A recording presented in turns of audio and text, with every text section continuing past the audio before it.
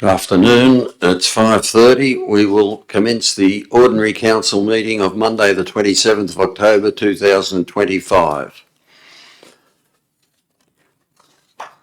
In accordance with the Local Government Act of 1993, Cowra Council is recording this meeting and will upload the recording to Council's website. By speaking at this meeting, you agree to being recorded and having that recording published in the public domain. Please ensure that when you speak at council meetings, you are respectful to others and use appropriate language at all times. Cowra Council accepts no liability for any defamatory or offensive remarks or gestures made during the course of this meeting. We acknowledge the traditional custodians on the land on which we gather, the Wiradjuri people, and pay our respects to elders past, present and emerging. I have an apology from Councillor Cheryl Downing, who is on leave. Would someone like to move that we accept that? Thank you, Councillor Speechley. Councillor Kiss, Councillor Speechley, like to speak on that? Not required. Councillor Kiss. I'll put the motion. All those in favour? Thank you.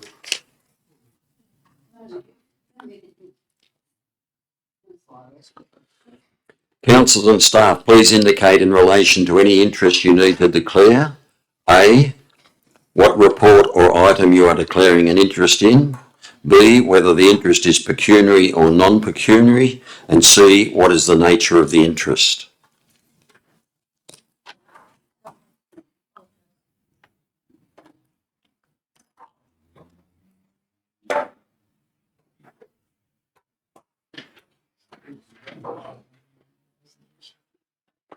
So, Councillor Kiss, thank you.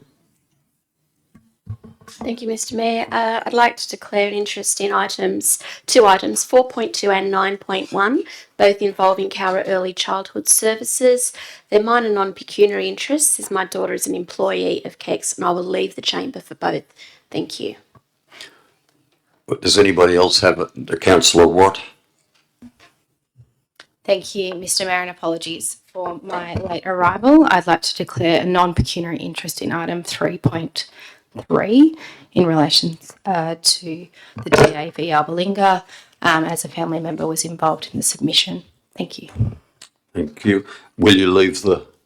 Yep, okay. We have no presentations.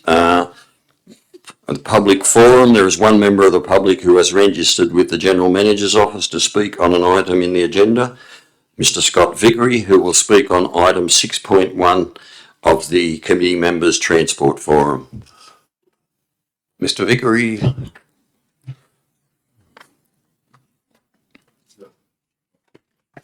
Hello. Thank you for giving me, I'll only be here for a couple of minutes. I thought that item was actually 4.2 of the Transport Forum meeting on page 239. It is, okay, Scott, good, actually. Right. That's a typo on my part, I think. That's all right. So basically all I wanted to address council on is in relation to the roundabout near the old hospital. And my concern is, like, even when that went in, I think it went in about 15 or 16 years ago. I'm not sure the exact time. For those who don't know, my name's Scott Vickery. I used to be on the traffic committee for council for 15 years under Bruce Miller, whilst serving on the Highway Patrol here for nearly 19 or 20 years. I've been a licensed driving instructor since 2004, and I'm now doing that role full time after leaving government roles in the past. So the reason why I'm here is in relation to the roundabout there at that intersection. So I just want to just go through a couple of things here in case some people aren't aware of the road rules, or no disrespect intended. So roundabouts have been in existence now probably in New South Wales probably 25 to 30 years. The purpose of a roundabout is to improve traffic flow and safety at an intersection by reducing speeds and conflicts between vehicles. Roundabouts manage traffic by directing it in a single direction around a central island, which minimises the number of points where vehicles can collide compared to a traditional intersection. This design helps prevent severe accidents like head-on or T-bone collisions and can lead to less traffic congestion, fuel consumption and emissions. The road rules at roundabouts under Regulation 114 refers to giving way when entering or driving in a roundabout. So it clearly states under the legislation, a driver entering a roundabout must give way to any vehicle in the roundabout. That's it. The maximum fine for that is $2,200. For this rule, give way means the driver must slow down and, if necessary, stop to avoid a collision. The old give way rule to the right doesn't apply to roundabouts, as the first vehicle on the right roundabout has right of way. So if a vehicle's approaching you on the right hand side, you're on a second before they are, you've got right of way, you're on first. The reason why I'm here is I live in North Cowra, so I negotiate that roundabout probably 2 or 3 times a day. That roundabout now forms part of the driver testing route for learners, and it has done for about the last 9 months. So because I'm teaching learners in the area and taking them on the driver testing route just prior to their driver test, I'm negotiating that roundabout probably any time from 10 to 15 times a day. As a result of that, I'm now seeing more and more near-miss accidents. And the original reason when I raised this with council a couple of months ago was that there was nearly a T-bone at that intersection for a car heading east onto the roundabout, didn't give way to a car coming on the other side from the hospital who was turning right to go up the hill. All I heard was screeching tyres. It didn't collide, but it was close. The statistics for near-miss collisions will not be recorded anywhere, so it won't be recorded with the police unless there is an injury, drugs or alcohol are involved, or drivers have failed to exchange details. So the old colliding with other stuff, fences and stuff, getting vehicles towed, police aren't interested in that. So if the council was to go and get, and I think they've already done that, spoken to the police sergeant, the traffic highway sergeant here, and try to get some stats in relation to that intersection, it's not going to be recorded anyway, because near misses aren't going to be there, and minor accidents aren't going to be recorded anyway. It's sorted civilly. Whilst I appreciate that a study has been conducted by council in relation to the intersection, and that it appears to comply with the required standards, this still doesn't remove the fact that visibility is poor, mainly for north and southbound vehicles in lower sitting vehicles. For example, my driver instructor's car is an i30, which is a low car, it's not an SUV or a four-wheel drive.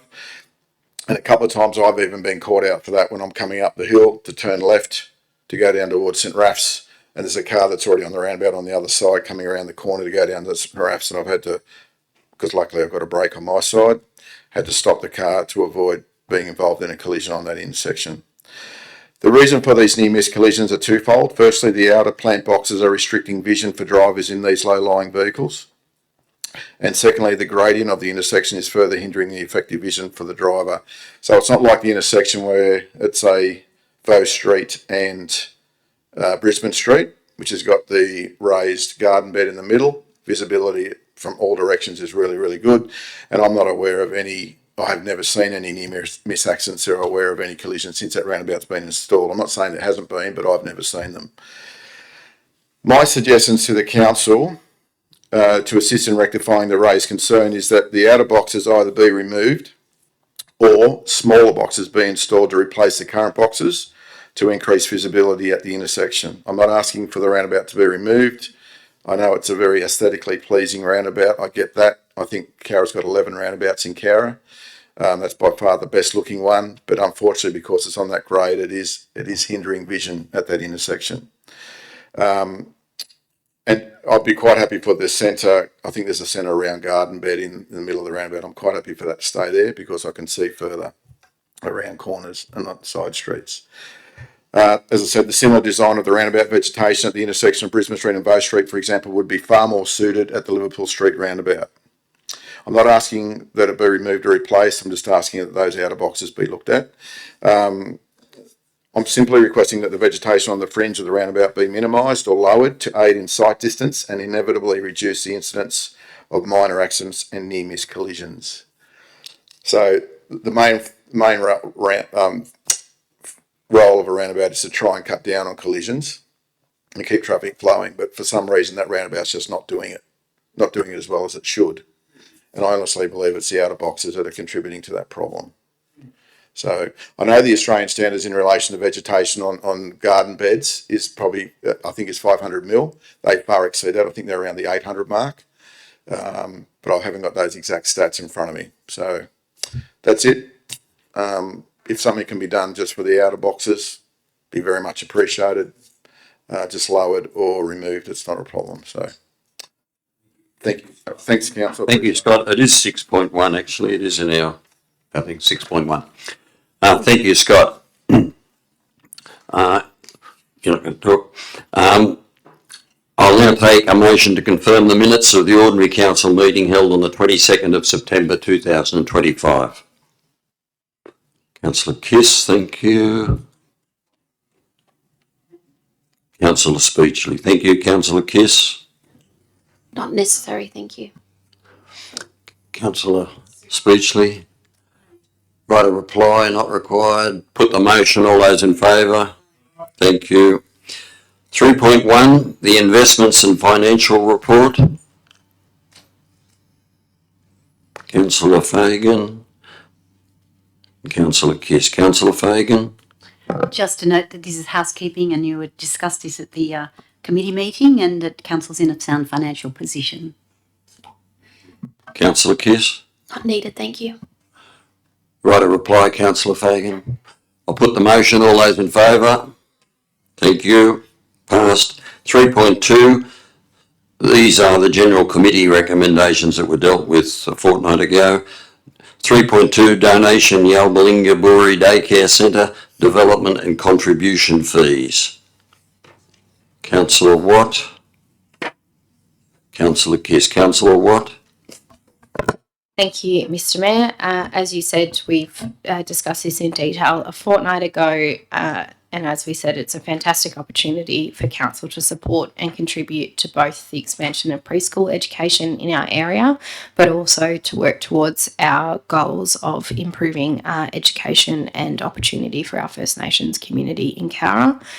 This is a not-for-profit organisation who received grant funding for the project itself and have asked council if we would be able to waive the DA fees that weren't included in the grant they received.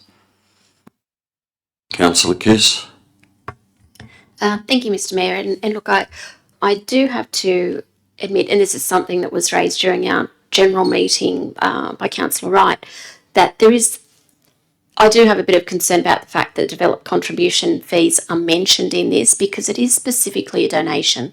It might be for the amount of the development contribution fees, but by no means are we waiving the fees or saying that council actually has any option to change the decision that they're there. Look, I think I support wholeheartedly a donation of the $3,250, but it's because I do believe in what Yalbalinga's doing, and I want to encourage their growth and their aspirations. They play an incredible role in our community, and I see their expansion as being a very positive thing. So for me personally, yes, the donation is a wonderful thing, but and I know we say it's not setting precedent, but I think it's important that we remember it isn't as a waiver of the development contribution fees in itself. Thank you. Sorry, I was just going to suggest if the seconder would prefer alternate wording, perhaps we suggest that the recommendation read that council approve a donation of $3,250 to Yalbalinga Buri Daycare Centre to support the establishment of a new preschool building. Would that be acceptable to the seconder? I think that would be amazing. Thank you. We'll change that. You got that? Thank you, Alan. Okay. Anyone else wish to comment? Right, a reply, Councillor Watt. Not required. I'll put the motion. All those in favour? Passed. Thank you.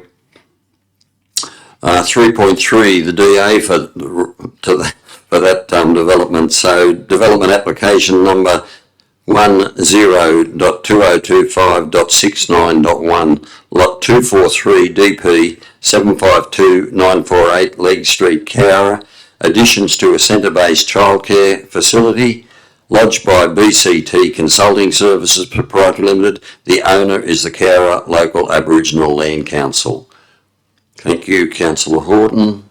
Councillor Kiss. Thank you, Councillor Horton. Thanks, Mr. Mayor. Yes, as with everything else so far, has been previously discussed, but this is an opportunity to increase capacity and offer more spaces. The reason, and as is always the case, these plans were publicly notified. We didn't get any submissions objecting to them. One of the reasons it came to us was that there was an unmarked car parking area, and through working through the DA and the request for the variation, this is not the public parking area. It's an area at the back of the building, so it's no real issue. Happy to support the application. Thanks. Thank you, Councillor Kiss. Other than saying it's a wonderful thing, I fully support this extension, and obviously the variation is quite reasonable. I have nothing further to add. Thank you. Thank you. Anybody else like to comment? Yeah, Councillor Wright. thank you, Mr Mayor. Yeah, I support this, and the centre has been going for 40 years or more, and it's not just for preschool or early childhood. It was also used for students to do their homework in. They used to employ teachers to help the children over there to get their homework done. So they've been working towards getting a better outcome for their residents and for other children within the town. It was often noted for some reason they had funding to provide a hot meal each lunchtime for the children that were there. And so they've had special things, but they've done it and they've kept going. And I'm glad that the wording has changed in the previous resolution, because the condition number 3 was that council refuses the request for exemption from the payment of section 7.12 development contributions. So they will still have to pay the development contribution, but we are helping them out through our donation policy, and I wish them all the best. Thank you. Thank you, Councillor Wright. Anybody else wish to comment? Councillor Horton, write a reply. Not required. Thank you, Mr Mayor. I'll put the motion. It's a DA, people. All those in favour? Aye. Thank you. Passed.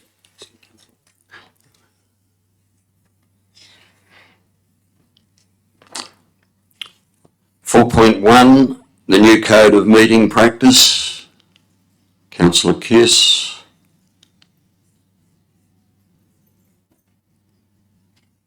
Councillor Horton, Councillor Kiss. Thank you, Mr Mayor. Look, we've been through this quite enough, I believe, over the previous months. Look, I think that we know that based on the performance of some problematic councillors, that this will hopefully support productivity in their meetings. So there was obviously some reform needed. I honestly don't believe it'll make an awful lot of difference to us. You know, we have some conditions such as no pre-briefing sessions to matters that are on the agenda, and that's to ensure the transparency to the public. I believe we need to stand when the mayor is entering the chambers. We don't need to. That's optional. All right. We do need to stand when addressing council.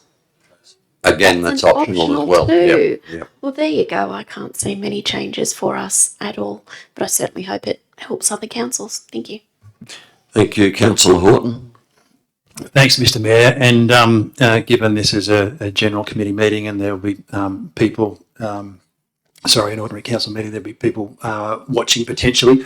Message directly to you that have been waiting eagerly in anticipation of being able to see this draft code. The wait is over. You'll have a period of time to fully digest, and I suspect if you're having trouble sleeping, maybe this will help. It is important. This isn't the end of it, of course. There's still actually work to be done, as we discussed. I think last week or the week before. I would have to say, in my brief time here as a councillor, I've been, impressed with the way we can work through sometimes pretty difficult issues and have pretty difficult conversations conversations, and I don't see any reason why that would continue. So, as Councillor Kiss said, not sure this is necessarily designed for us per se, but yeah, good for it to get out on public display so those that are keen can have a read. Thanks. Thank you. Anybody else like to comment? Councillor Watt? Thank you, Mr. Mayor, and thank you to our movers. As often we have these things in front of us that we have to put up.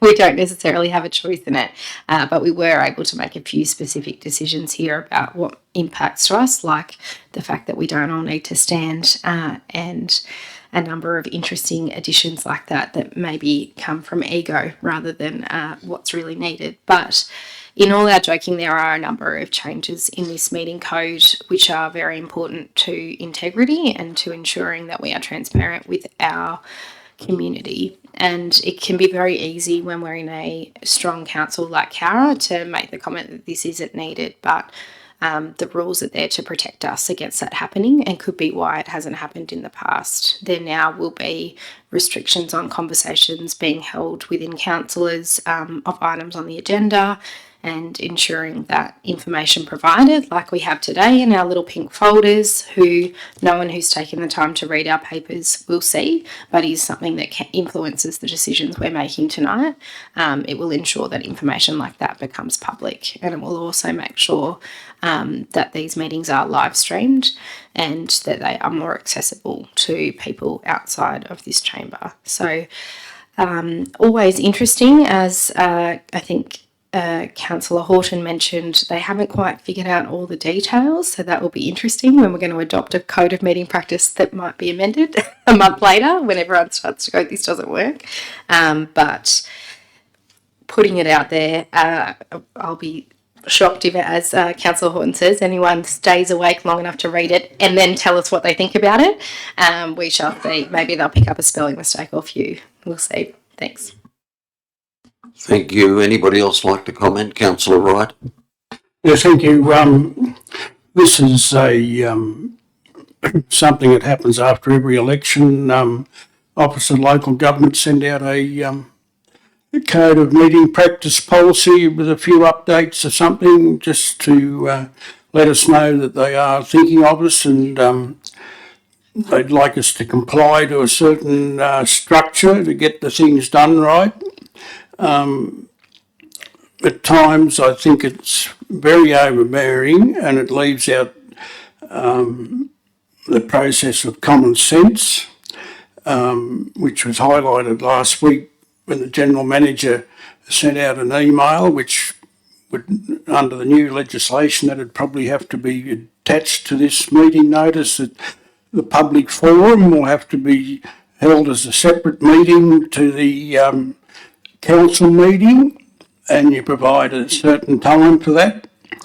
And if it finishes before the due time, we've got to sit and wait before we can start the council meeting. And if it goes over time, well, I don't know what we do. It worked very well here that the public forum was held as the first item, or there's certain items you got to do before you start the meeting, and then we open with the public forum, and when that's completed, we orderly move on to having the agenda. We go through the agenda, the rest of the agenda for the council meeting, and therefore the public forum was sort of one of the first items in the actual meeting.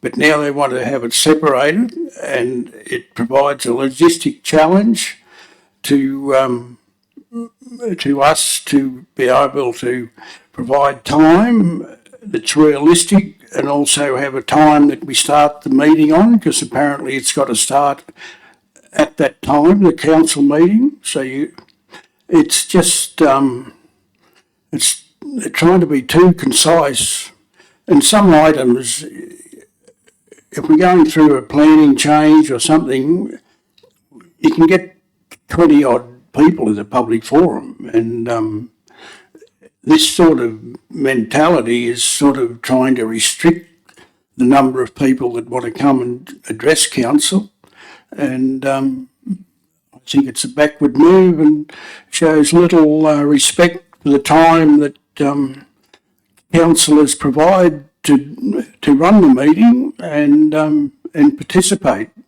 You see today, we had a 3 or 4 metre thing, and if we thought we'd wait for 15 minutes before we start the next one, we'd be sitting here navel gazing for 12 minutes, which doesn't seem much, but it all adds up, and the flow of the meeting doesn't carry on well. But anyway, those people are paid to create problems for us during the day when they're getting paid, and we sort them out in our spare time. And I was told this some 40 years ago when I became involved in representing the community at various things. That's your first challenge, is to control the bureaucrats. Thank you. Thank you. Would anyone else like to comment?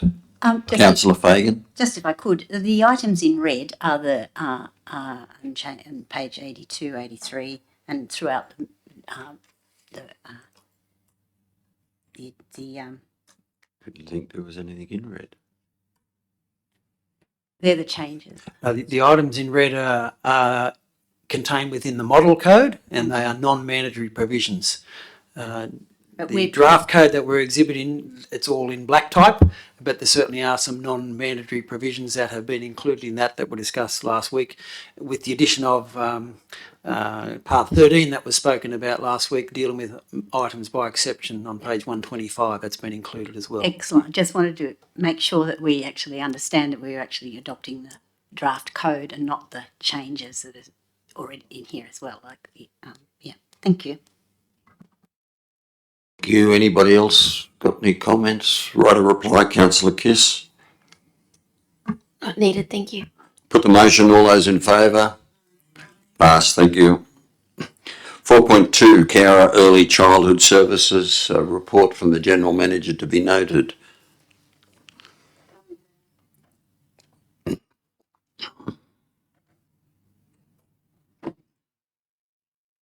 Second to Councillor Watt. Councillor Fagan? This is just to be noted and be discussed later in the meeting. Councillor Watt? Thank you, Mr. Mayor. As I referenced in the last motion, there is an additional item in our late reports that references this item in particular, being correspondence received by Cowra Early Childhood Services about the issue of the footpath, which articulates that the Cowra Early Childhood Services were not under the impression that they were responsible for the footpath when they submitted the development application. It's been made clear to councillors separately that the development team thought that they were responsible for that footpath. So it's clear that we've identified here that there was some misunderstanding between the two parties, which is reflective in the conversations that have been had. As we see, the first time we talked about this on the 28th of July, as to why Cowra Early Childhood Services first came to us in articulating that there was a substantial cost they were now taking on that they hadn't budgeted for the provision of a footpath and the removal of the trees. I'd like to note to councillors that we received a letter this morning from the Mollard Property Group via Cowra Early Childhood Services. It contains inaccuracies that contradicted our planning staff. This should be noted as inaccurate and wrong on a number of counts, and I have copies to contradict that here. Anybody else wish to comment? So just to clarify, are we discussing this?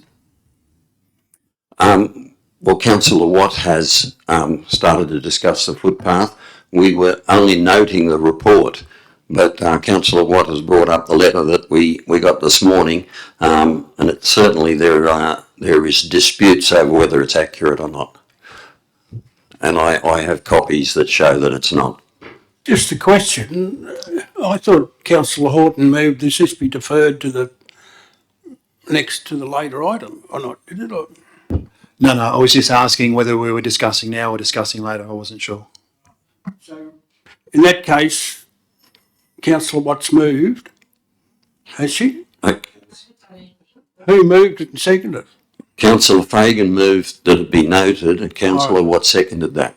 Councillor Watt then enunciated that the letter that we got that was distributed this morning from the Mollard Property Group that showed that the Cowra Early Childhood Centres didn't know that they had to put a footpath in, and the paperwork I've got certainly shows that they did. Did councillor Fagan speak to the being noted, or she held a reply? Or, She spoke to it. She will have right of reply. yeah. Councillor Apologies. Watt? Point of order. Yes. We are noting a report here about the installation of a footpath. The letter that was circulated is an articulation by the applicant on their thoughts on the footpath, which is why I've spoken to this item. In my opinion, this letter in item, we're on our third page, there's 4 items the Mollard Property Group articulates, and section 1 quite explicitly is in regards to the footpath issue, which is what this report from the General Manager is about. And I think it's reasonable that this item be read in reference to this report. I'm not suggesting that we start a conversation on the item later on. I'm just noting, considering this was provided today and isn't publicly available, that this is an important part of the overall report. Whether it's accurate or not, it's an item that is in discussion and was provided to councillors for consideration of this report in item 4.2. Point of order, Mr Chairman. Yes, Councillor Wright. This letter has been circulated, has nothing to do with the General Manager's report, and we're only moved to note the General Manager's report.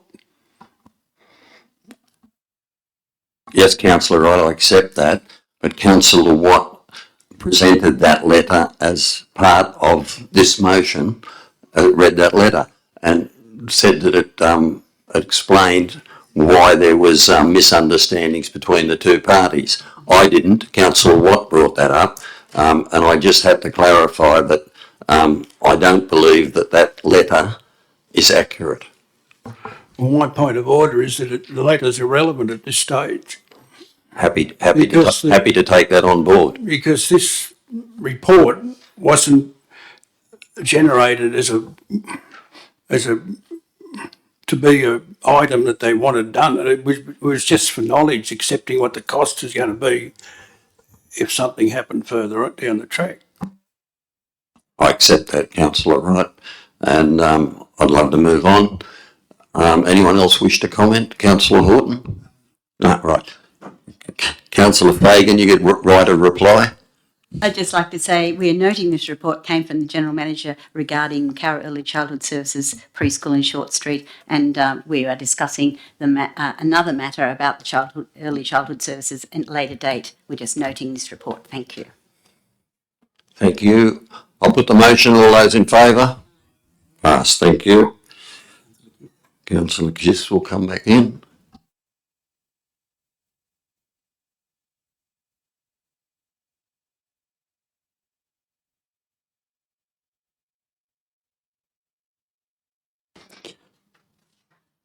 .1, release of closed decisions.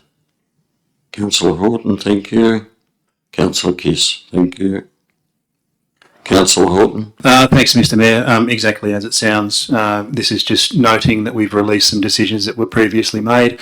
This time around, largely to do with access to land and easements with respect to the Wangler water treatment plant and getting access so we can run power to and from that kind of thing.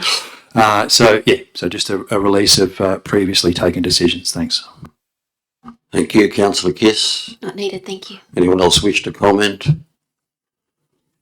Councillor Horton, right a reply. Not required. The motion, all those in favour? Pass, thank you. 5.2, the completion of the 2024-25 financial statements. They're now ready to go to the auditor. Councillor Kiss. Councillor Watt, thank you. Councillor Kiss. Thank you, Mr. Mayor. In the agenda is attached the financial statements for the financial year ending June 2025. They're now ready for presentation to the auditor, and the recommendations are for authorising the required signatories to sign the statement in preparation for the audit. Thank you. Thank you, councillor Watt. Anybody else wish to comment? Councillor Kiss. I'll put the motion. All those in favour? Thank you. 5.3, the appointment of the independent member of the Audit, Risk and Improvement Committee. Councillor Kiss. Councillor Horton, thank you. Councillor Kiss. Thank you, Mr. Mayor. Mr. Toomey has served on our ARIC committee for a number of years now, and he's certainly been a valuable contributor to our discussions. However, he does wish to retire, make some more time for himself, shall we say, which I think he is well deserved. The ARIC committee is not exactly the most glamorous committee that we have, but he's remained steadfast and committed to supporting our ARIC. And as far as recommendation 2 goes, I've been reliably informed that Ms. Kylie McRae is the most suitable independent member for the ARIC. She has significant experience and qualifications, and I look forward to welcoming her to the committee pending council's approval. Thank you. Thank you. Councillor Horton. Thank you, Mr. Mayor. I'll start by taking exception with Councillor Kiss's characterisation of an ARIC committee as not being glamorous. But secondly, I did have a look at Kylie McRae's resume. Very impressive. Has significant experience on other ARIC committees. Has chaired and does chair other committees. So a good find, I think, and a good addition to the committee. Thank you. Thank you. Would anyone else like to comment? Councillor Fagan. If I could just say, the audit committee gets morning tea and they get sausage rolls. So I think it's fairly lucrative, really. Thank you. They get sausage rolls. Before we go back to Councillor Kiss, I'd like to just publicly thank Jeff Toomey for his service. You use the term gentleman a bit too widely sometimes, but Jeff Toomey is a gentleman, also a journeyman and a tradesman in his chosen field, which is accountancy. And he's been a pleasure to work with and an asset to the time, and he will be missed. Thank you. Councillor Kiss, right away. I'd like to make a comment, please. Yes, Councillor Wright. I too welcome the new appointee to our committee. At times, the people have thought that the ARIC committee was something thrust upon us to pick up mistakes and so forth. But I thought it was a good idea because you get these outside people looking in and they can give you some advice, give our directors and so forth advice on how to improve what we're doing and everything. And I think it's a very good system to have. Thank you. Thank you, Councillor Wright. I take it no one else wants to make a comment. Right, a reply, Councillor Kiss. Thank you, Mr. Mayor. I'm glad no one else spoke because I've had to write down my notes here. Councillor Fagan, we didn't actually get sausage rolls last time. Yeah, I was as shocked as you are. I'm not going to name anybody, but no, we didn't. Look, see, there you go. Comedian. Anyway, I wasn't going to say it. But no, we definitely didn't get them last time, but yes, we do usually.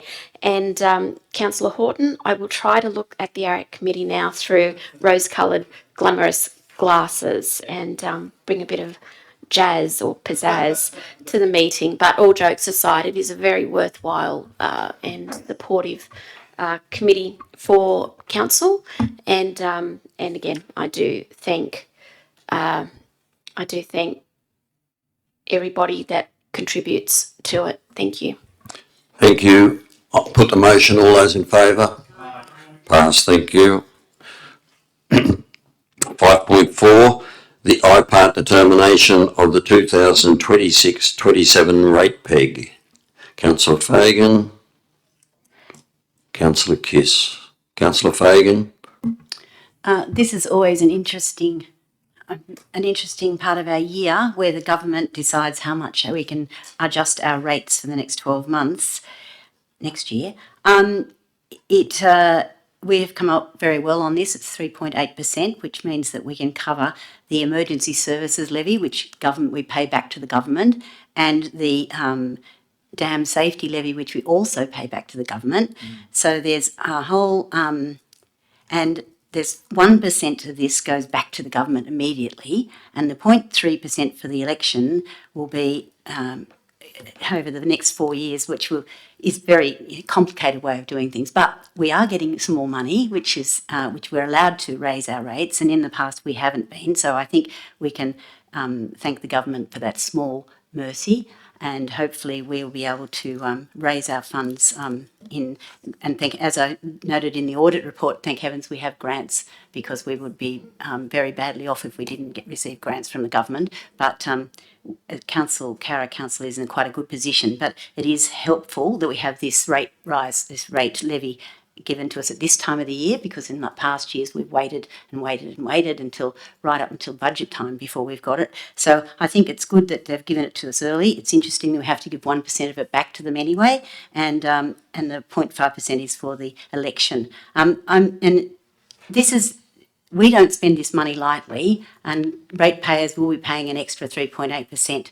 It's in the big scheme of things, it's not a lot of money for a ratepayer, but some of the people it would be. But for us, it's a very important part of our budget process, because we have to pay increasing in wages, increasing in council, in insurance and workers' compensation, and all of those other things that are just continually being passed on to us. So I think it's good that we've got it early, and I think it's good that we've actually understand why and how they raise these funds. Normally, since IPART's got involved, it's actually made it a little bit clearer, and it's certainly getting it a lot earlier than we used to. So thank you.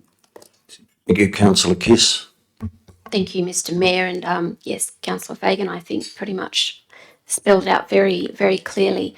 And look, we do have 1% of it that, yes, has to go straight back to the state government, but at least it's going to be supporting those levies.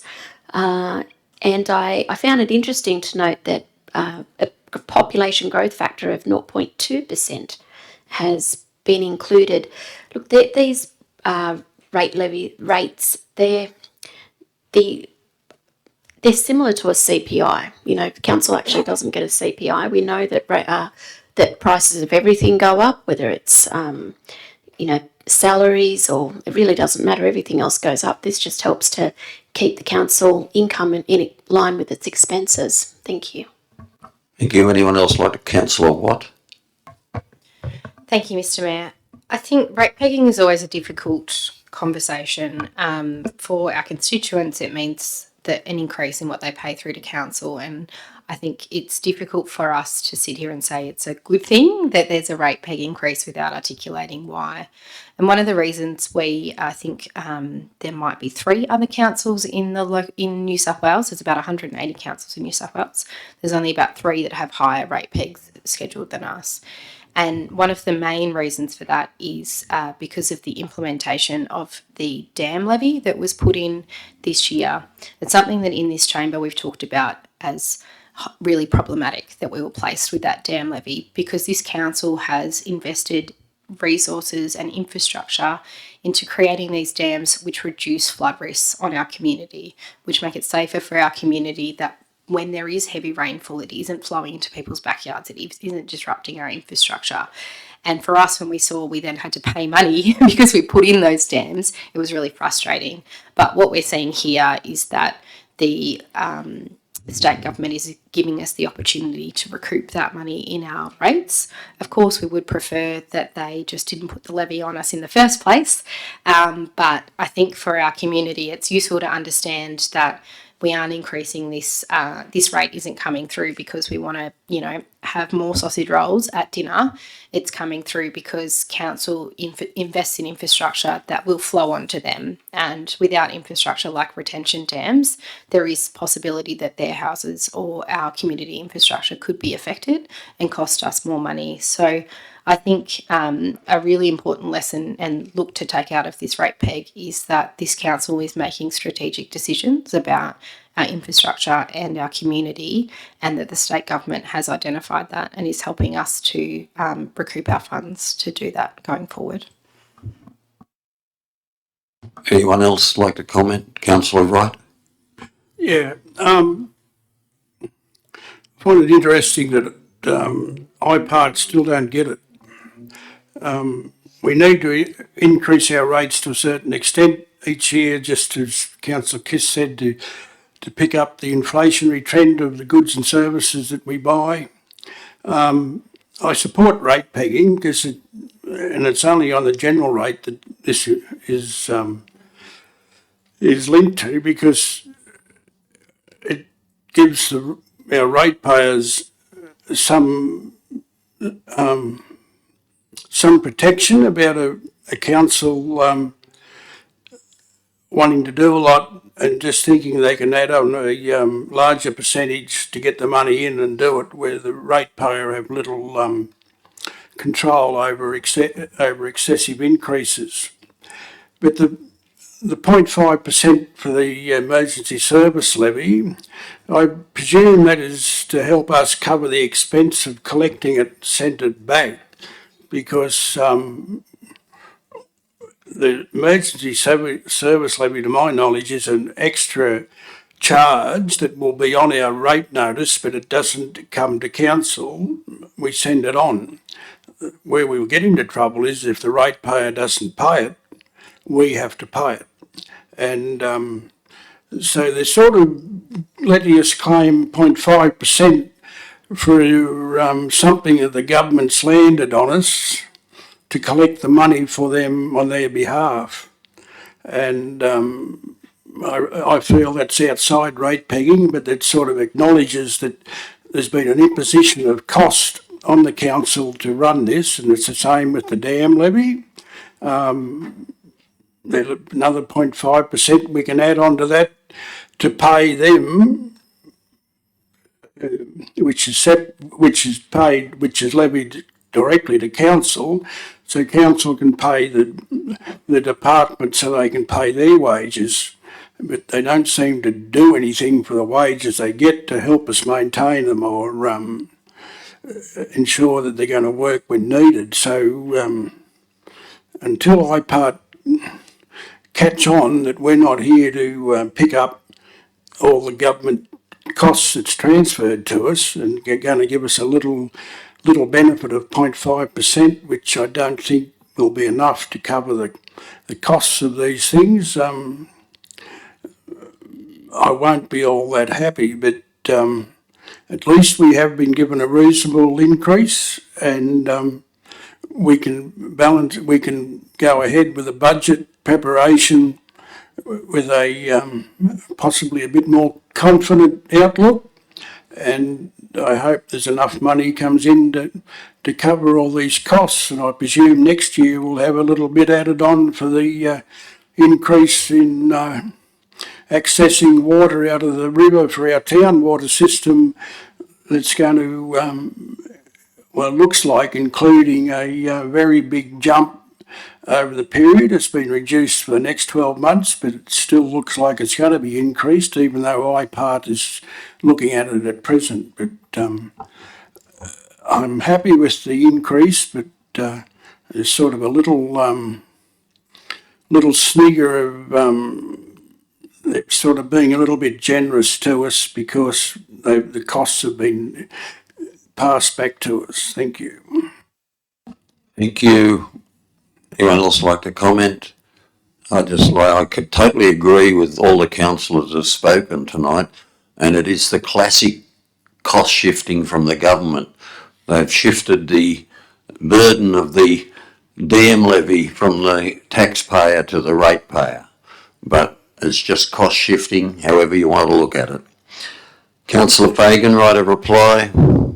Just to say that the IPART have actually forecast costs to increase by 3% on average in this report. So we're getting 0.7 extra, and that will that's the 1% that'll go back to the government because they're charging us. And the 0.5% on our rates, I've calculated, may be wrong, but it's about $60,000, which is probably just a little bit under what we actually have to pay to for the dam safety levy.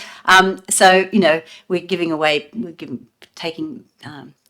do you say, Peter to Paul, taking money from Peter and giving it to Paul. So it's an outcome that we were expecting. As I said, it's good that it's come early.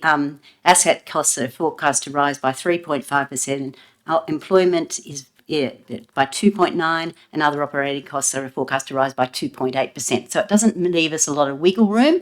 We do have to make sure that we can balance our budget for next year, and it's good to have this in plenty of time to do that. Thank you.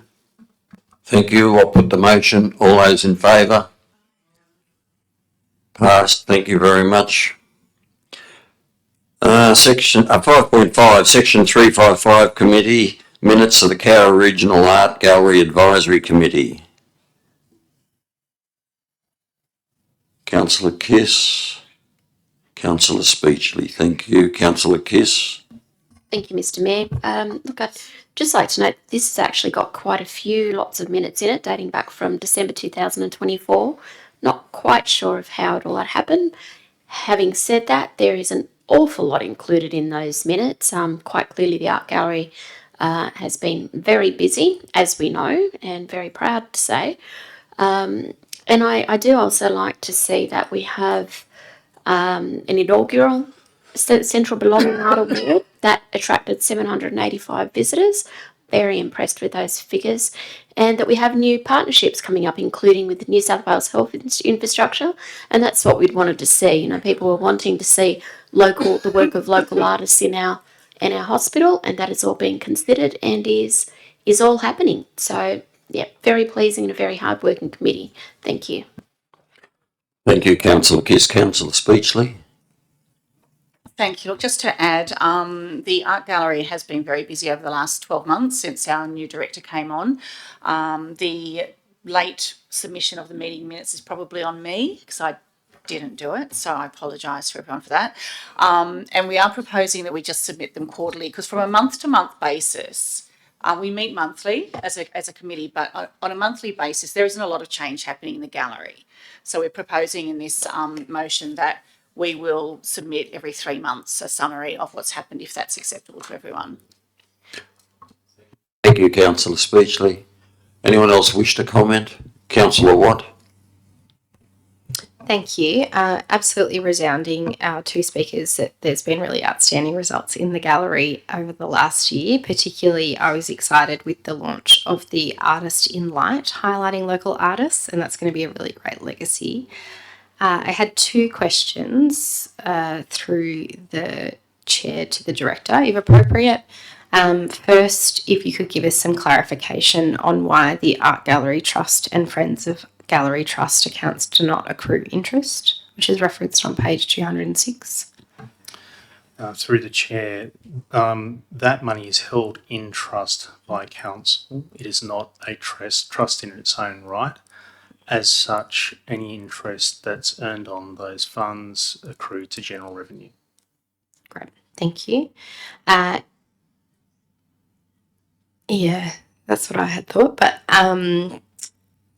would we be able to, just get some advice on that decision and that was approved by the Friends of the Gallery when they handed over that trust?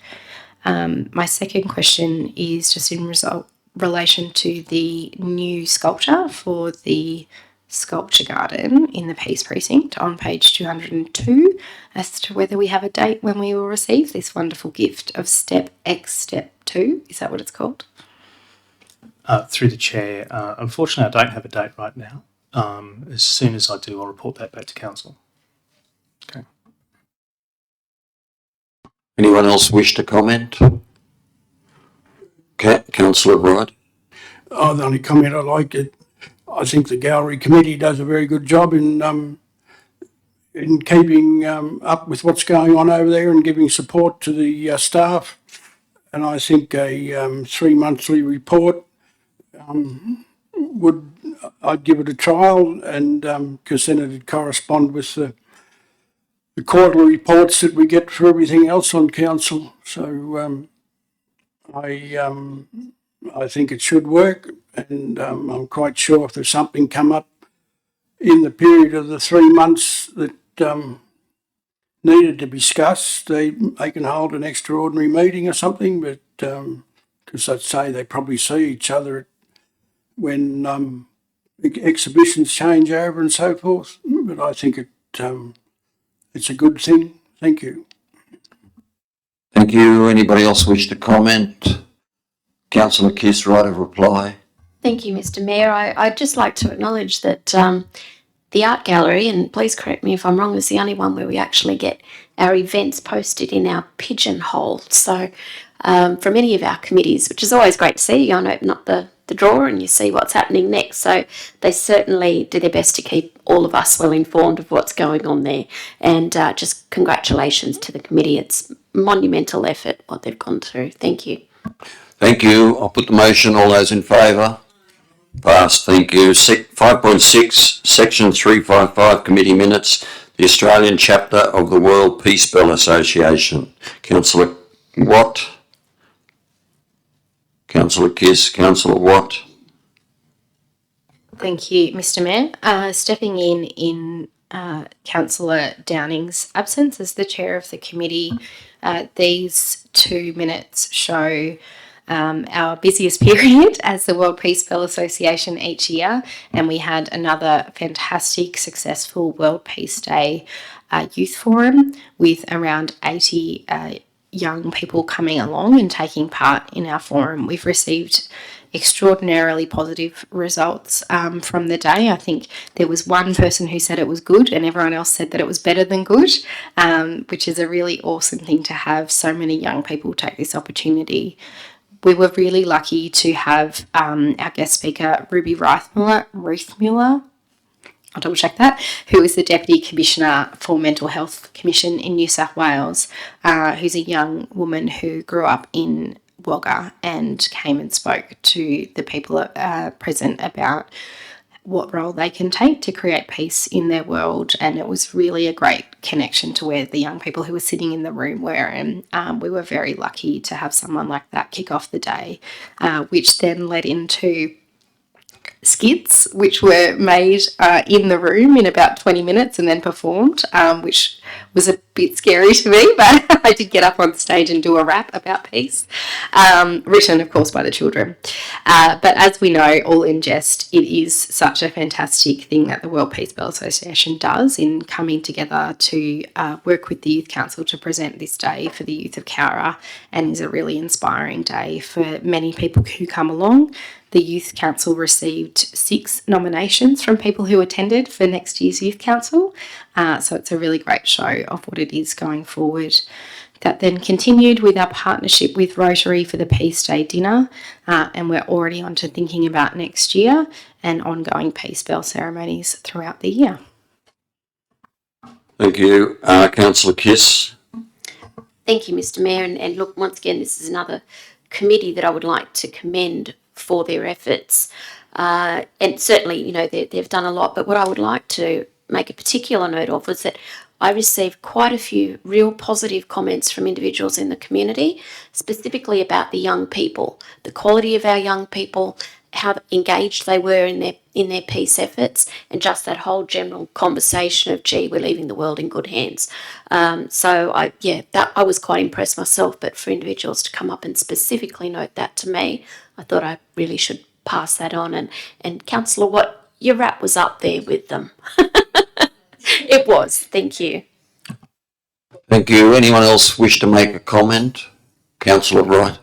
I've just got a question. The Australian-Indonesia Association Peace Bell ceremony on 8th of November. What's the details and expectation of councillors for that event? Through the chair, honestly, at the moment, I don't know. I'll get back to you tomorrow immediately. Is that okay? Thank you. Councillor Wright, I can throw a little bit of light on it. They will have a peace bell ceremony, I think, on the 3 o'clock in the afternoon. It might be Friday, I think, and Saturday I think it's Saturday, there will be wreath laying up at the cemetery in the Indonesian part there, or the Australian part where the Indonesians are buried. And as per usual, councillors would be invited to attend those functions.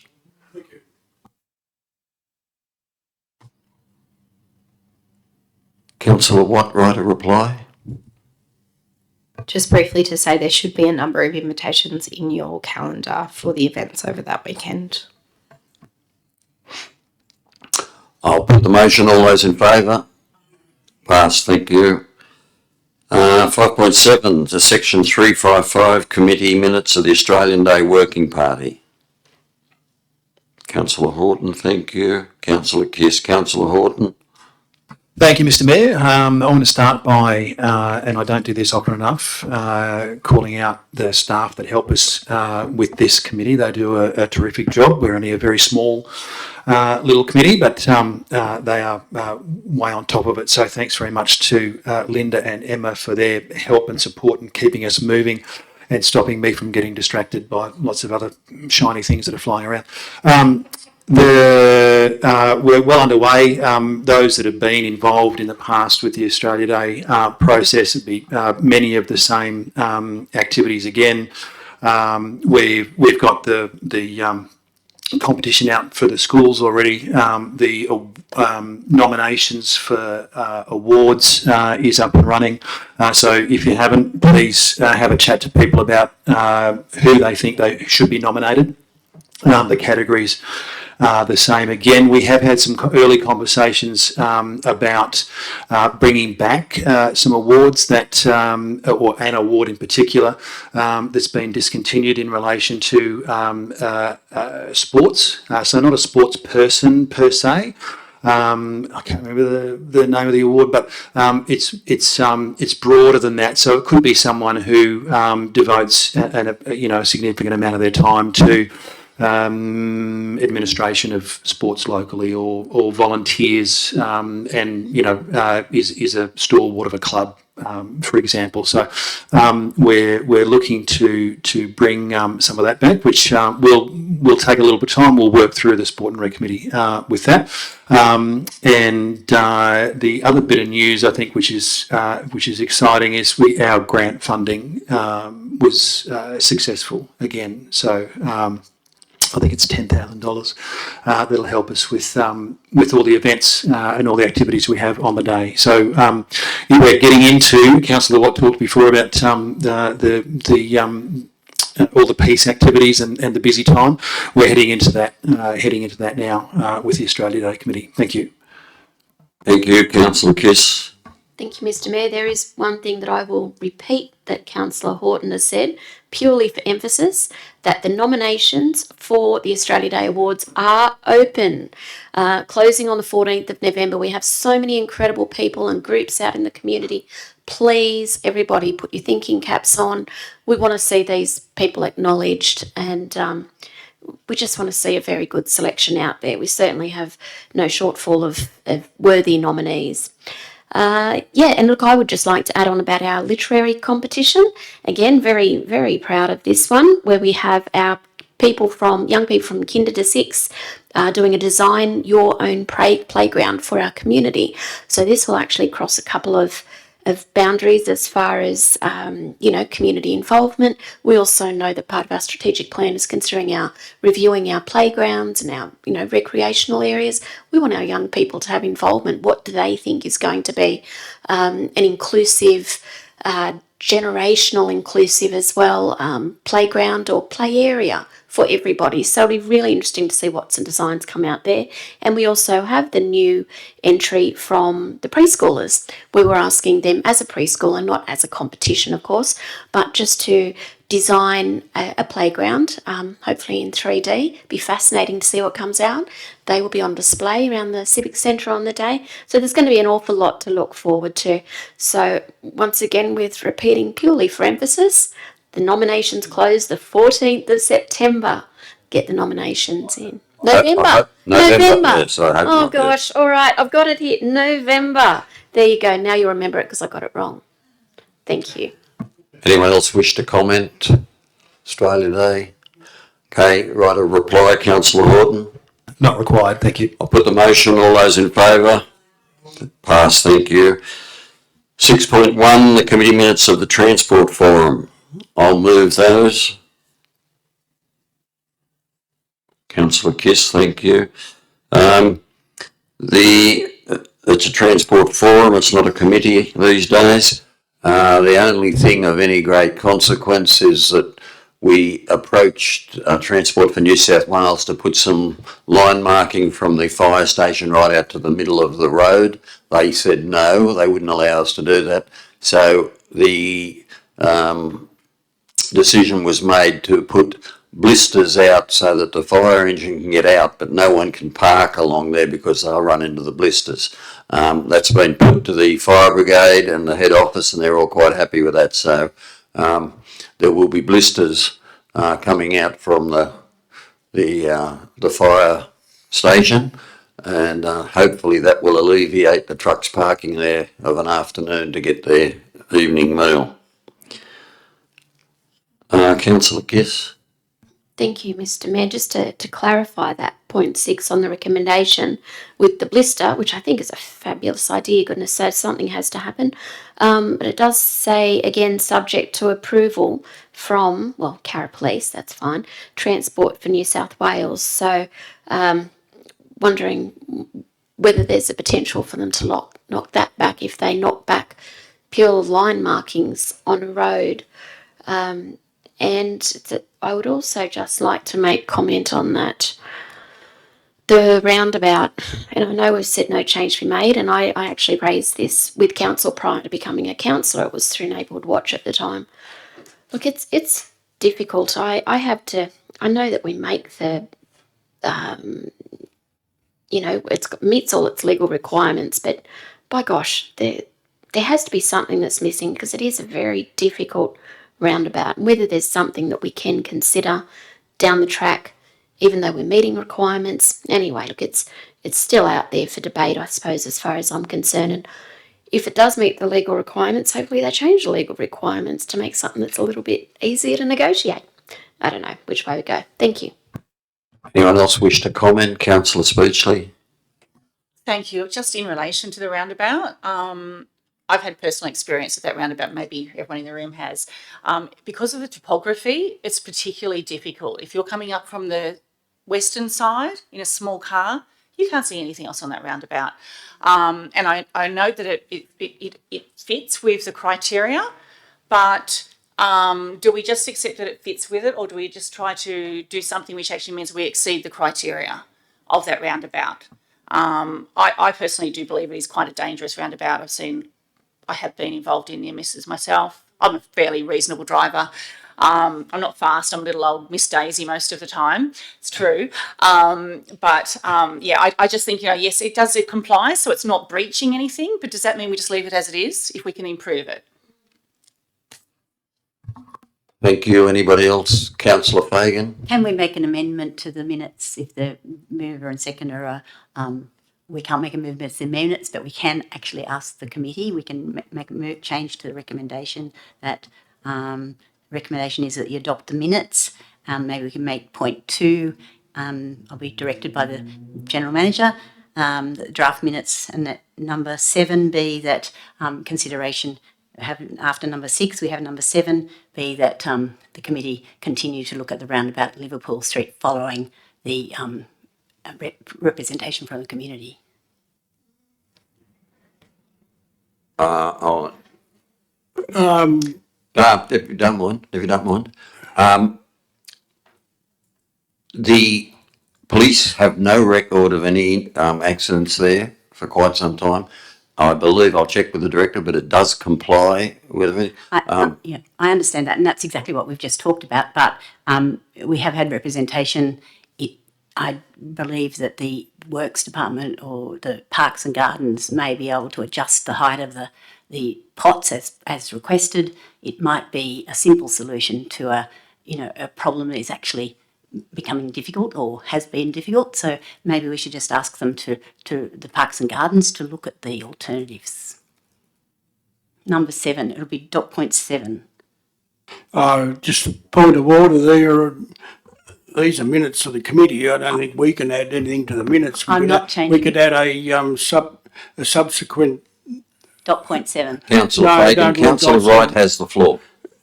We don't put anything into these minutes, but after they've been moved and seconded and discussed and passed or not passed, we have a supplementary resolution that we refer the roundabout back to the committee. General Manager will reply.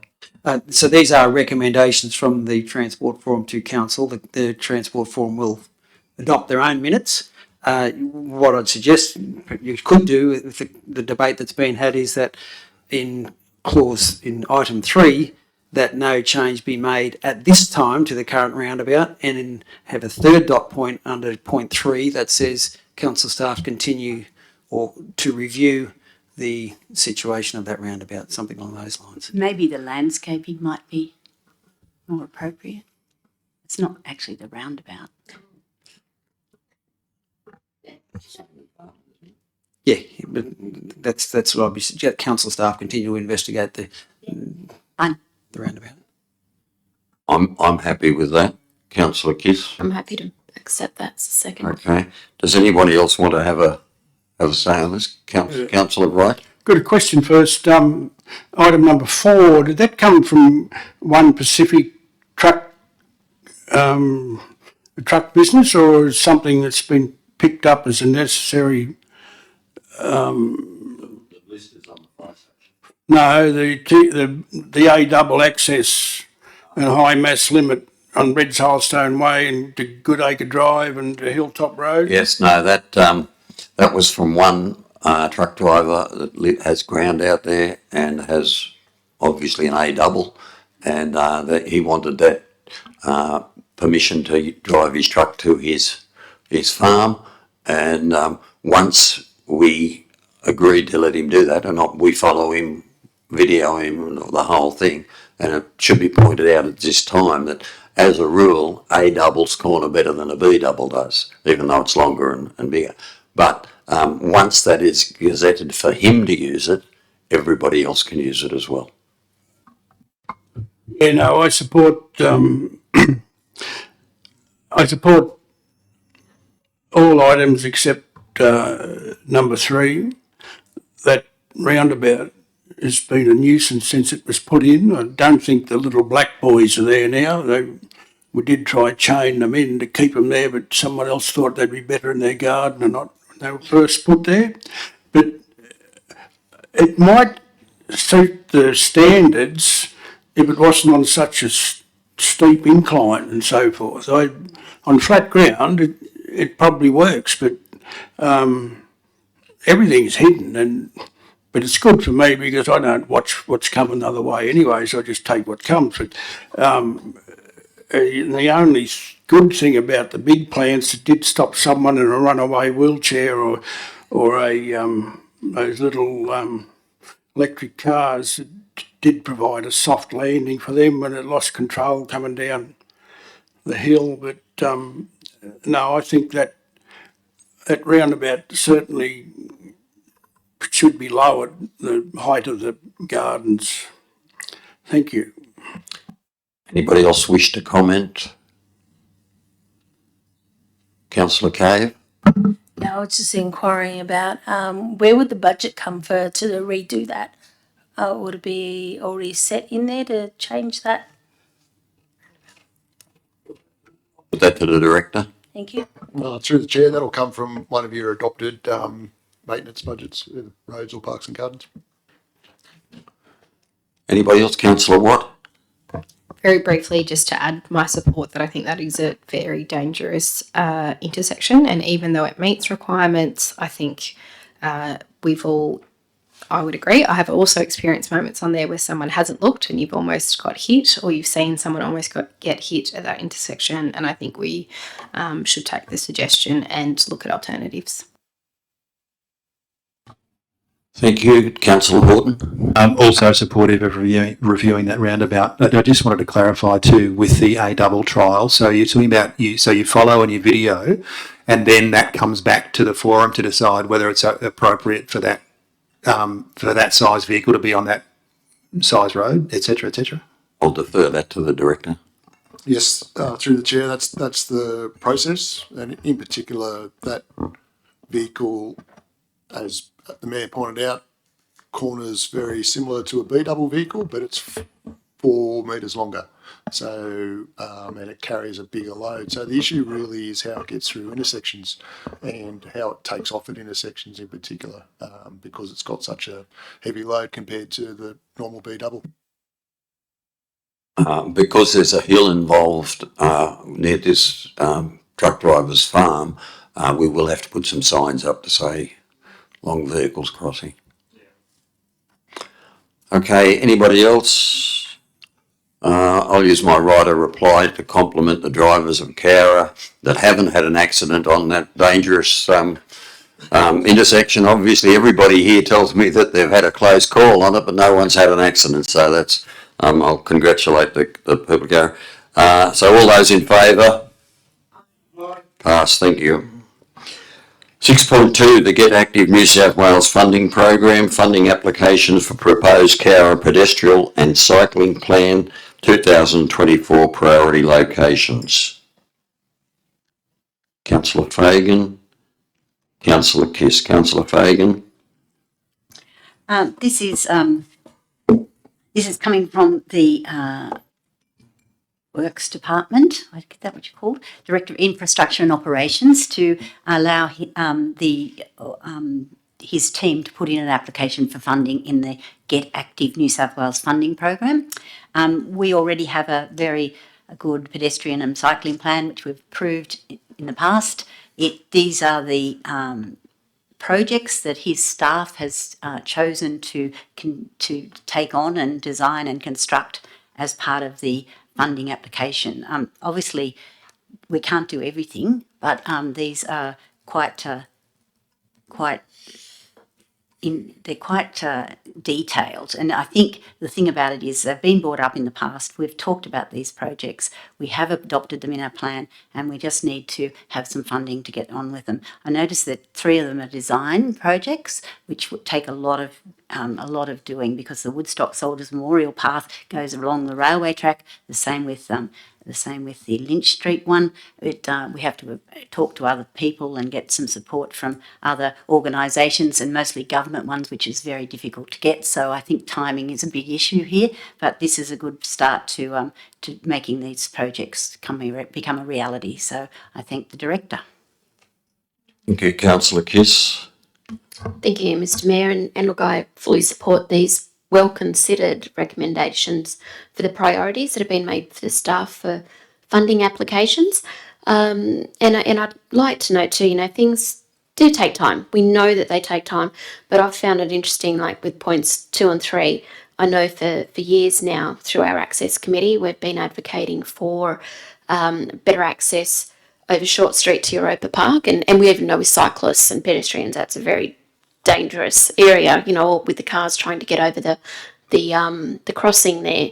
So, that again was raised through the Access Committee years ago, and also the Waroona pedestrian path link, where I actually physically went there and thought, gosh, it actually is a bit of an island, because, when you look at the pathways that are existing, they don't then come on a ramp down to the roads. So anyway, look, these, I suppose what I'm pointing out is that this is what communication's about from all aspects of the community, from all aspects of councillor diversity as well, where we can look at things in the community as a whole, whether it be in villages, put it all together so that when we do have these opportunities for funding available, they're there and they're ready to go, and we have the opportunity to improve things. So, of course, congratulating the staff, but congratulating the community and fellow councillors for all of their contributions that have helped to make this priorities possible. Thank you. Any other comments? Councillor Wright. Yeah, I've just got a question. Lachlan Valley Way and Edgell Park shared installation, $800,000. How far is the distance? Is that off the road, or is it on the edge of the road where it be placed? That was through the chair. That was along the road shoulder, that project. And the distance should be the full length of from the bridge right up to the end of the playing fields?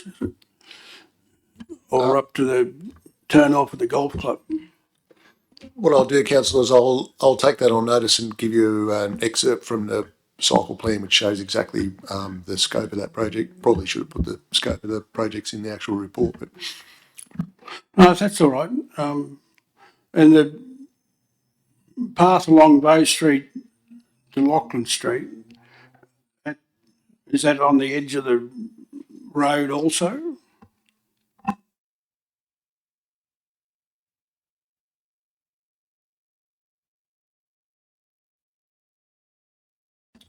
sorry, councillor, the Bow Street. Number 4.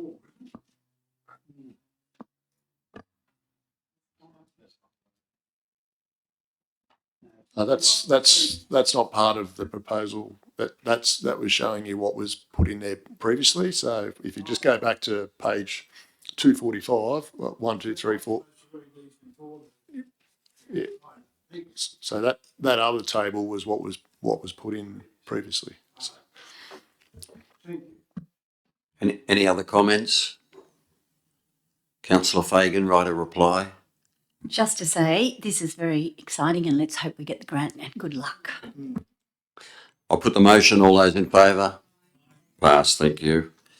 7.1, development application number 10.2025.70.1, lot 10, section 9B, DP 1287, 3 Railway Street, Cowra, demolition of existing dwelling and outbuildings, construction of 3 attached dwellings and 4 lot community title subdivision by Mr. B. Kilsey. The owner of the property is MB Kilsey.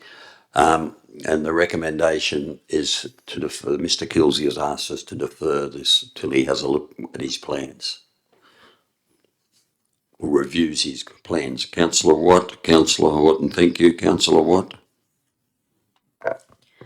Thank you, Mr. Mayor. Nothing really to say here other than we raised a number of questions when this was discussed a fortnight ago, and appreciate and support Mr. Kilsey taking time to respond to those and give us that information so we can deal with this properly.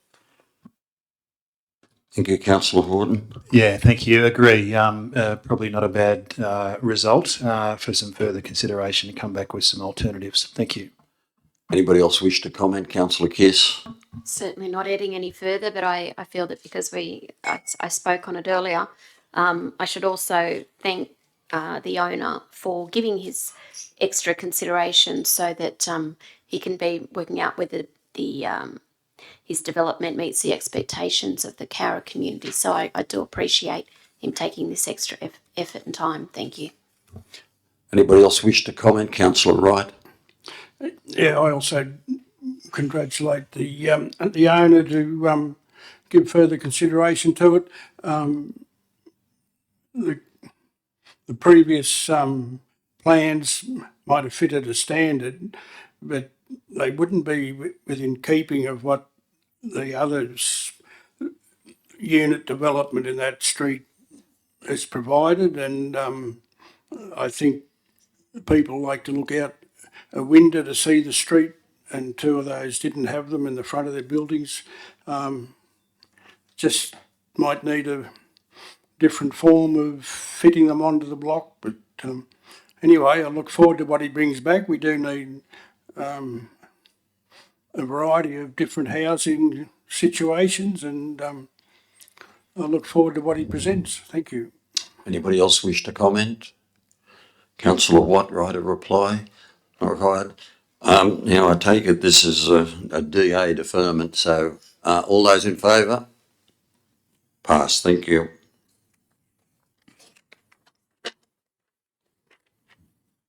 There are no late reports. 9, notice of motions. 9.1, business assistance to the Cowra Early Childhood Services. Councillor Fagan. Councillor Watt. Councillor Fagan.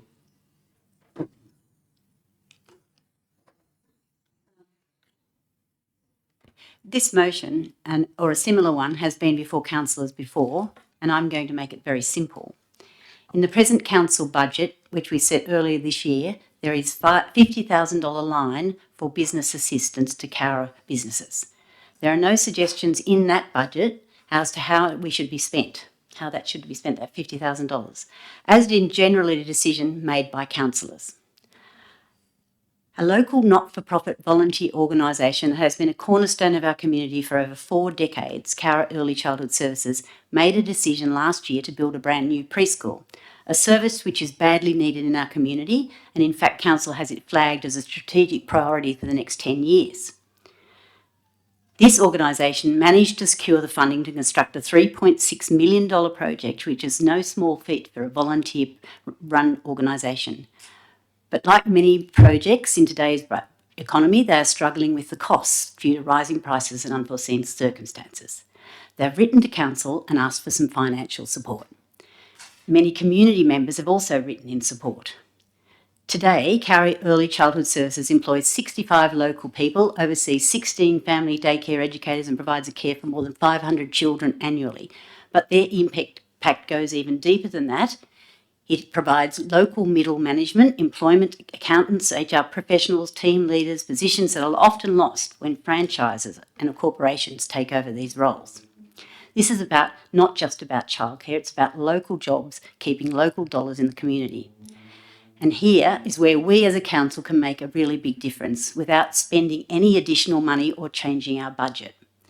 The business assistance budget item, in my mind, was always to support local businesses, and this is a very worthwhile, long-standing local business. In my time as a councillor, this time of assistance has paid for the car park at the Cowra Medical Centre. It has helped clean out the ponds at the Cowra Abattoir, provided assistance to Sarah Jane Furniture, all worthy, long-standing providers of jobs and services in our community.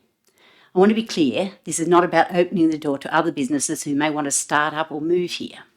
This is a unique case involving a proven, trusted, long-standing, not-for-profit local provider of a service we need badly, and I strongly believe it deserves our support.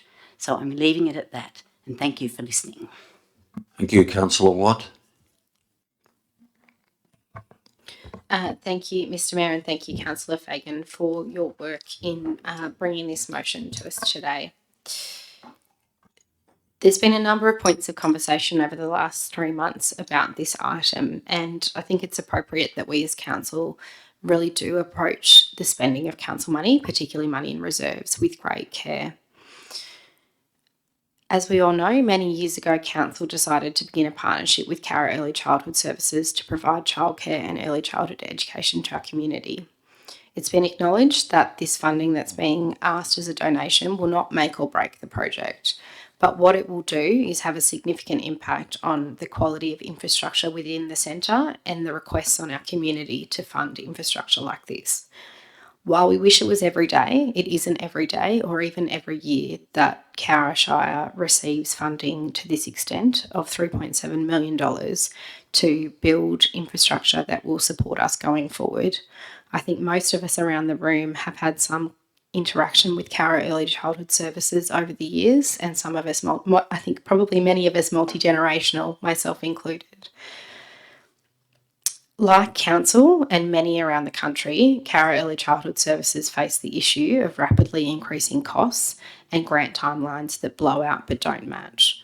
We, Council, made a decision last year to pull almost $100,000 from our own reserves to pay for a blown out project, the netball courts, because we were in a similar position where we had applied for a grant, we had made a plan of how much it was going to cost.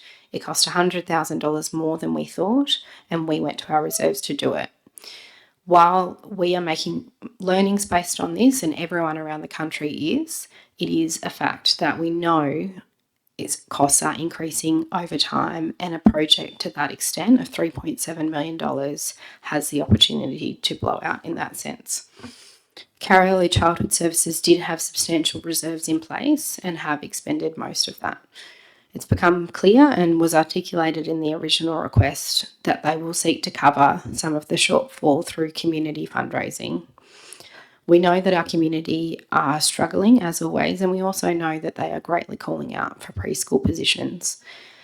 I had someone just yesterday say to me, when is that preschool opening? When is that shortlist opening? I can't wait to get my child into that shortlist. And they know that it will be hard to get there.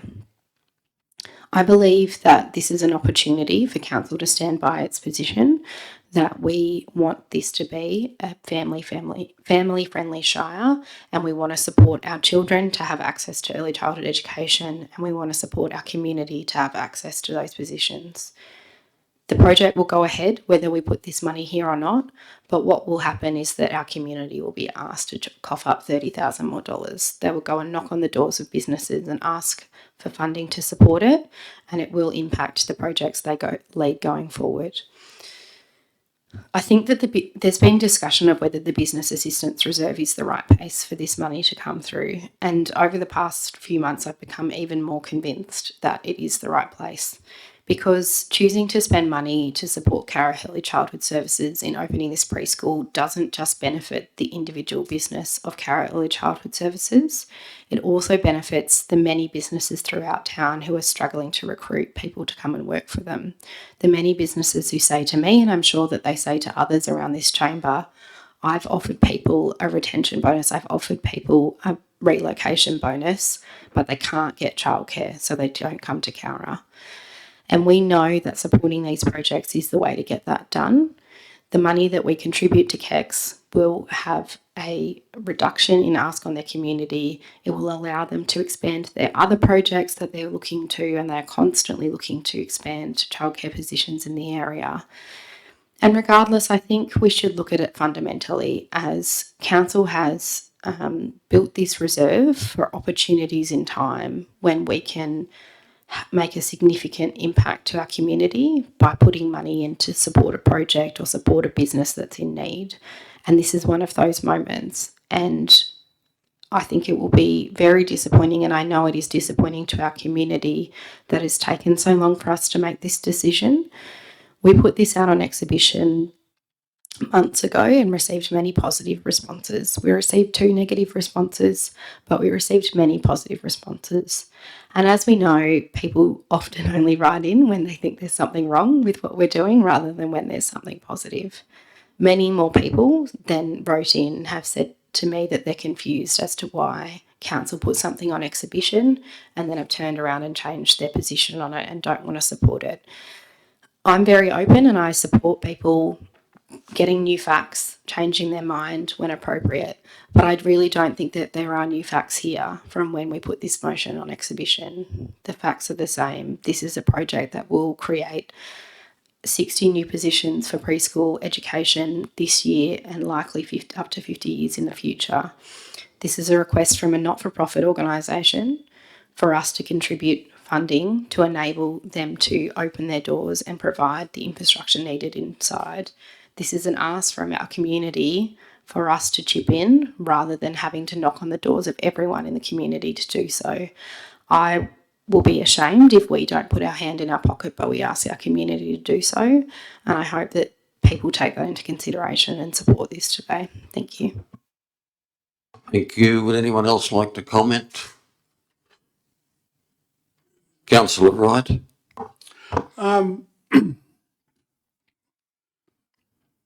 I've said at various times that I supporting a business. But this has got messy, this one. And this letter today from the project manager, more or less implying that what council's done has been wrong. And the footpath isn't their responsibility. But it's strange that they paid the DA fees, some $45,000 in development contribution, but now they want to receive it back. They didn't make it at the time, so they must have felt comfortable that they're going to be able to pay for everything. And the motion is still referring to partial refund of development application fees for the construction of a preschool. And I don't support that way of working out how much money we're going to pay back to it or how much support we're going to give a business. And in the previous resolution there tonight, there was one DA for an extension of a childcare facility, and the third condition was that you don't get refunded or you haven't got the right not to pay your development contribution fees. It's blown out significantly, the cost of the building, for various reasons. I just don't know how much the project managing company got their figures right to start with, but it's a fairly considerable increase, 30 or 40% on what the original estimate was. And their way of containing the costs is to come to us. And this last letter feels like they're demanding from us that we pay this money. And I've lost some respect for the way they've handled it. And I felt like there's pressure being put on us to make the decision. And I might be old and funny in my ways, but the more pressure I come under to do something, the more I feel that it mightn't be the right way to go.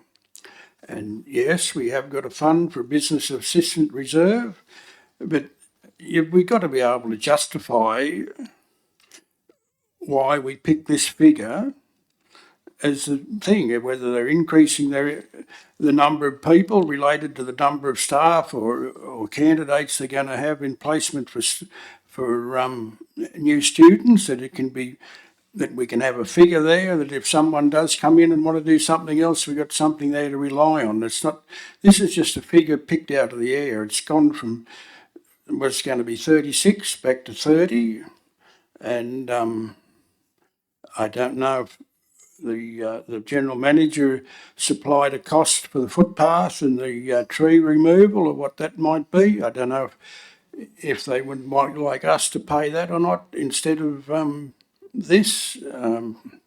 There's a couple of open-ended things there, and I don't know if this is going to end their problems with making the project work. I hope it does work, but the way I feel at the moment is that I'm not in favour of a $30,000 grant as a partial refund of development application fees and that they've already paid. Thank you.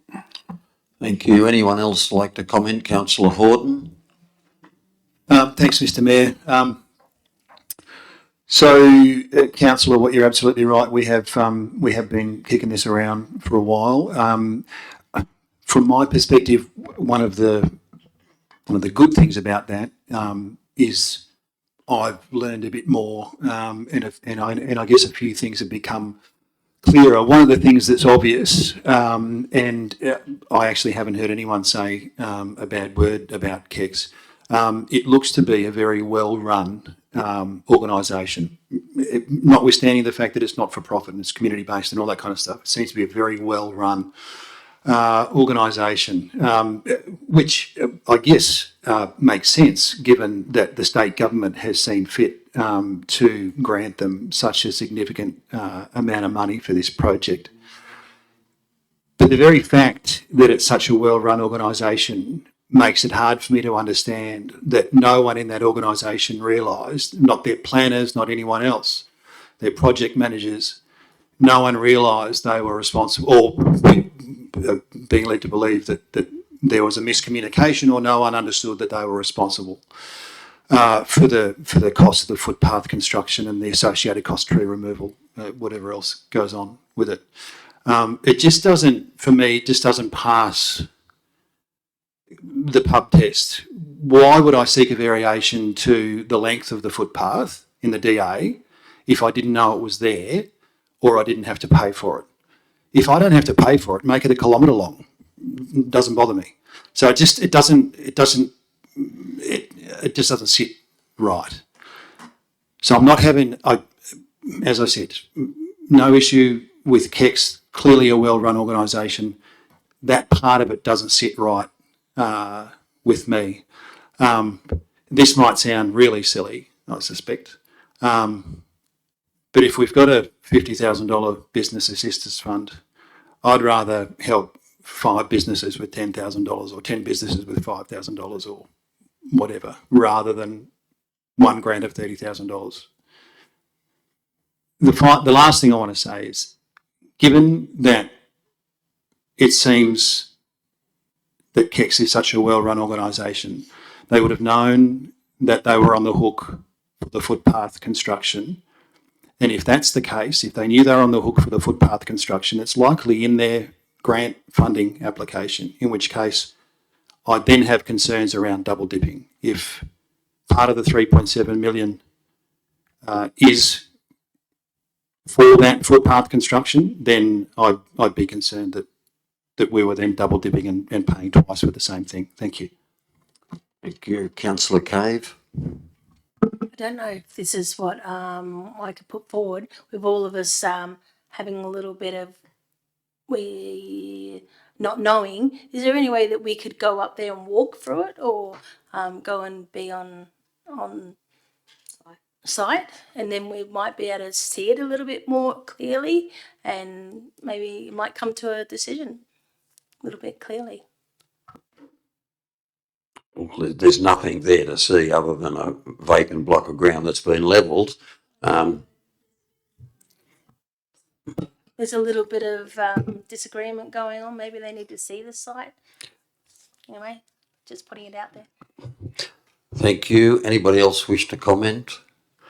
I'd like to say that this has been before us before. We've kicked it around a lot. We voted no last time, and I don't see any new evidence of any reason why I should change my mind. I didn't vote for it before, and I still don't. Again, I think we're setting a precedent, and perhaps people don't agree with that, but that's my opinion, that we are setting a precedent. Again, and I said it 3 times now, I feel like I'm shooting Bambi. Cowra is an institution in the town, but financial management is one of the strengths of this council, and I believe that I haven't seen anything that would change my mind. So, Councillor Fagan, write a reply.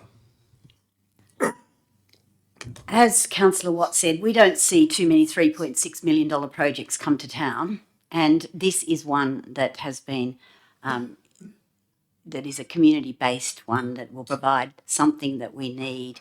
And I congratulate the volunteer board on their initiative and their bravery in actually going ahead with this. It'll provide 60 more childcare places with their associated staff and administration that takes place with that. 40 years ago, this council was approached to start a preschool. I was working and there was no childcare at all. It was a childcare desert, as they say now. This council was approached to provide a preschool, and many, many councils across New South Wales actually provide preschools for their communities. We don't, and I think that's a good thing. I think it's a great thing. And Neville Armstrong, who was the general manager at the time, said, no, we'll try and give them $100,000. We'll give them $100,000 and tell them to go away and set up their own. And that was a really, really good thing to do, and I value that all the time, and I'm sure that general manager now actually appreciates that. It was a very generous offer, and it did set up Cowra to become one of the only sort of preschools, community-based preschools in the region for quite a long time. We don't continue to maintain the preschool. We don't have anything much to do with it. We gave them $100,000 and we gave them access to Crown land, which was a very good thing to do. The project Cowra has gone from strength to strength, and it's a very well-run organisation. I'm not talking about who owns the trees or the footpath, or whether they knew or didn't know, or what happened. This place that they've taken on, this very difficult site, they've had to clean it up dramatically, and as we all know, if they hadn't taken it on, it would still be an eyesore. It'd be a terrible eyesore for the rest of our lives. But they have taken this very difficult site on, they've cleaned it up, and they are going to build a preschool for our community. It's just the financial contribution recognises and backs the volunteers and the educators and the staff that are already doing this work, and it just gives them more opportunity to advance what we already have. We have it in our strategic plan as a priority.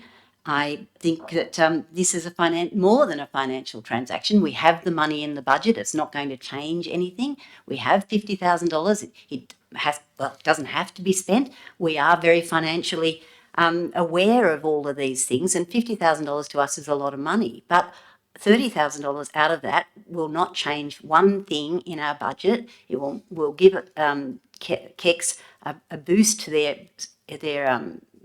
endeavours to set up this preschool, and it will be a commitment to young families who are moving to Cowra. And it becomes the kind of community that we want to have. So I'm very slightly disappointed that we haven't come around, and actually I don't care who owns the footpath or the trees or how much it's costing or even the refund of the development application. This is support for a community-based organisation that needs our support, and I'm highly, I hope that some people will support it. Thank you. Thank you. I'll put the motion. All those in favour? Aye. All those against? Motion is lost. Councillor Kiss. Councillor Kiss can come back in, please. Mr Mayor, just to, Yes, Councillor Wright. I congratulate Councillor Fagan for what she's tried to do. A bit of history. Council run the preschool that was in Bow Street prior to it being transferred to Carinya. So we were actively providing a preschool. Carinya didn't start the first preschool in Cowra. And what sits in my mind, one of the councillor's daughters was the first centre manager, and that caused a bit of flux in the community. But if anyone remembers in Bow Street where Gobeck's electronics business was, and now there's a couple of houses there now, that's where I went to preschool. Yeah, Thank I you. remember that. Thank you, Councillor Wright. Councillor Watt. Could I request that the votes be recorded and note that Councillor Cave was actually trying to vote, but hadn't got time to put a hand up before Councillor Kiss was brought back into the room. Councillor Cave, did you not manage to vote? No, sorry, I was just doing my figures and I was just working out my yes and my no, and between Were you a yes or a no? I was a yes. You were a yes. Well, that still gives it 3-4, so it's still defeated. And if Councillor Watt, you'd like the votes recorded? Councillors Fagan, Watt and Cave voted for the motion. Councillors Smith, Wright, Speechley and Horton voted against it.